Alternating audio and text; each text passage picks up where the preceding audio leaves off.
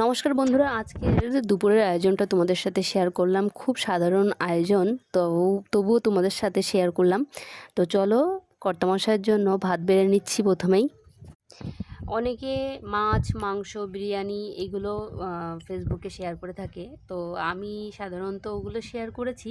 তো আজকে ভাবলাম আজকে তো খুবই সাধারণ রান্না হয়েছে, তাই সেগুলোও তোমাদের সাথে শেয়ার করি। তো আজকে রান্না হয়েছিল চিচিঙ্গা ভাজি, করলা আলু ভাজি। এখানে গাটি কচু বা কচুরমুখী বলে থাকি আমরা। তো এটা দিয়ে কাঁচা মরিচ দিয়ে খুব সাধারণভাবে একটা রান্না হয়েছিল। ছিল পটল আলুর তরকারি, আর শেষ পাতে ছিল ফলে আম। বাঙালি বলে কথা, তো সব মিলিয়ে কর্তামশাইয়ের খুব মনোনীতই হয়েছিল।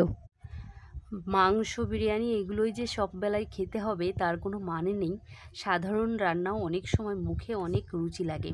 তাই স্বল্প আয়োজনে আজকের আয়োজনটা তোমাদের সামনে শেয়ার করলাম, এবং কর্তামশাইকে খেতে দিয়ে এটাও তোমাদের সামনে তুলে ধরলাম।